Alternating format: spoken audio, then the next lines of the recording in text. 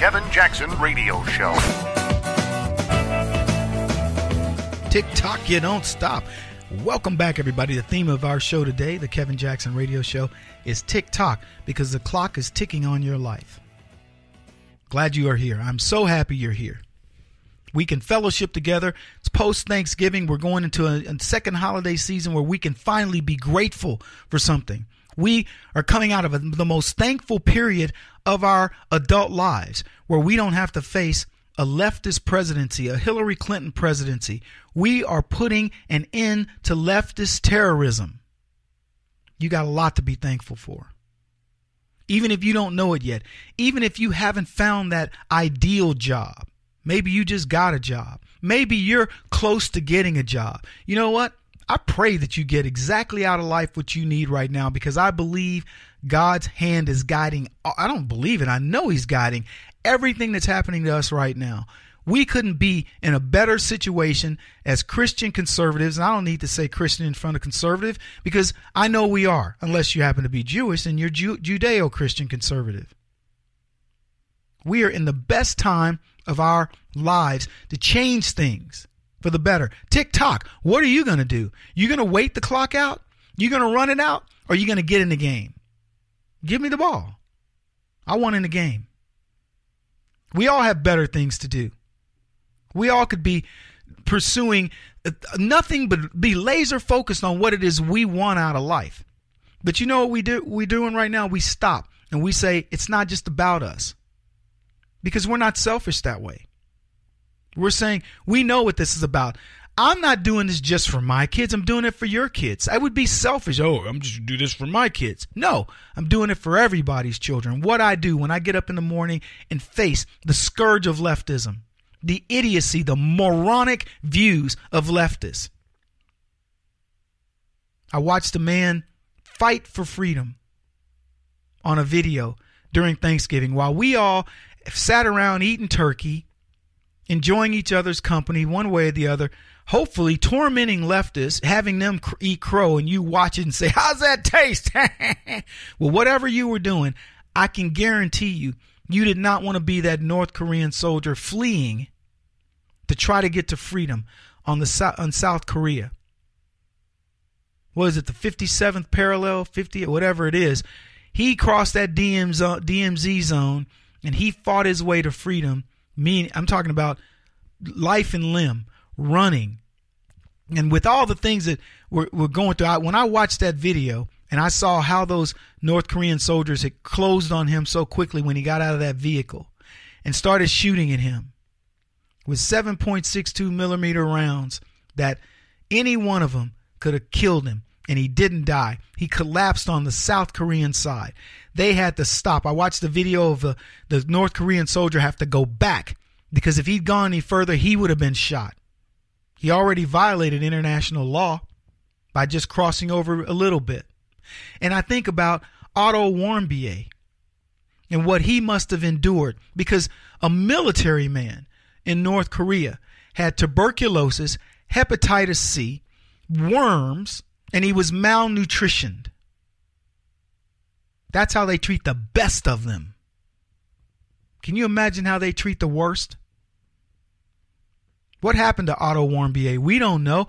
Barack Obama promised to bring him home. He didn't. Donald Trump brings home 3 black guys. And you know what they say? He's so full of himself. Look at what he's doing. He's bragging about what he did. The media should be more concerned about what Barack Obama didn't do. And they just witnessed a guy running across the border for his life. So you can only imagine what Warmbier went through. A kid who stole a flag or did something, innocuous, and Barack Obama couldn't get him back. What do you think would have happened if Donald Trump had been negotiating on behalf of Otto Warmbier? What do you think would have happened? You want to think that kid who escaped from North Korea would have tried that in the time of Barack Obama? I don't think he would. I think that kid said, enough is enough. I've had it. This is the time to do it. Donald Trump's president. Let's go where the United States government sits in waiting for me. Oh, you think it's the South Koreans that were the reason that he was able to do that? No, he did it because of us. See, we export the spirit of the warrior. That's what America used to export, and that's what we're back to exporting, the spirit of the warrior. That's why you're here.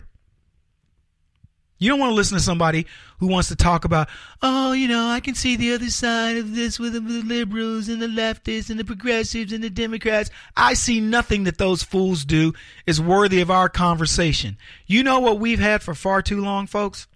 Too much of them. And I'm done. There's no balance here.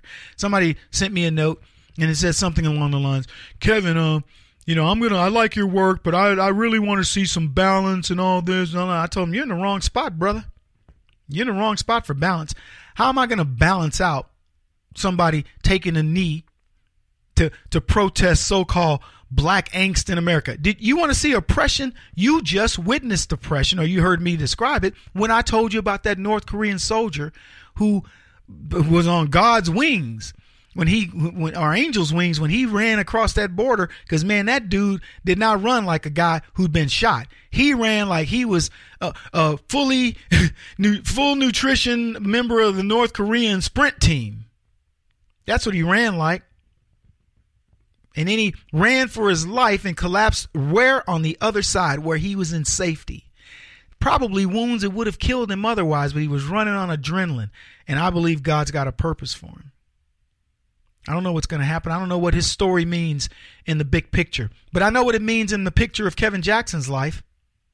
It means that I'm so happy to be have my DNA formed on terra firma in the United States, that I don't have to fight to escape some crazy regime. So what are we doing now? Why are we fighting now? Because I don't want to repeat that. I don't want to see any kid have to do that. Escaping America. Not my kids, not my grandkids, not yours, grandkids, great-grandkids, you name it. That's why we fight. I'd rather fight early and often than have to fight the big one. And because let me tell you, if we didn't do what we've done so far, we would have lost. Can you imagine where we would be sitting right now if we had another regime like Barack Obama, one of the most insane maniacs to ever have access to the button, to the football is what they call it? They say Trump's a maniac. Barack Obama, he's far worse. He gave the football, he gave the codes to our enemies. Talk to me about it. Anyway, I'm going to talk more about this guy. Not next segment, but I want to talk more about this North Korean. There's a bigger issue here. This is the Kevin Jackson Radio Show. Do you owe back taxes to the IRS or state? The secret to avoiding the IRS nightmare is to seek professional representation. My friends at Security Tax Associates provide the most cost-effective and ethical representation in the industry while helping to avoid seizures, levies, and wage garnishments. Security Tax Associates is here to ensure that the appropriate steps are taken to permanently eliminate any possibility of future tax burdens once and for all. For a free, no-obligation consultation, contact Security Tax Associates, 844-779-4177. That's 844-779-4177. 844-779-4177. Or visit them at securitytaxassociates.com.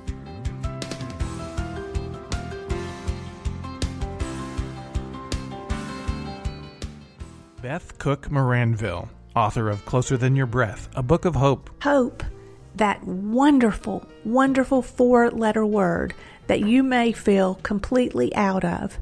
I wrote this book to give you great hope. It's not too late. If fetal position is an all too familiar place for you, I understand. If the next 60 seconds are too long, this book is for you. Wherever you are right now, whether you're dealing with divorce or death or sickness, take hope. You are going to make it through this pain. Don't roll your eyes. I've walked this road and I know it. The best is yet to come. Closer Than Your Breath, a book of hope from author and speaker Beth Cook Moranville, can be found on Amazon.com or Kindle.com. For more information, visit closerthanyourBreath.com or on Facebook at Closer Than Your Breath.